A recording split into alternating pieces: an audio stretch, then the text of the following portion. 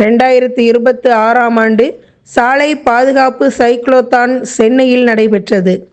இதில் பல்லாயிரக்கணக்கானோர் கலந்து கொண்டு சைக்கிள் பேரணி மூலமாக சாலை பாதுகாப்பு குறித்து விழிப்புணர்வு ஏற்படுத்தினர்.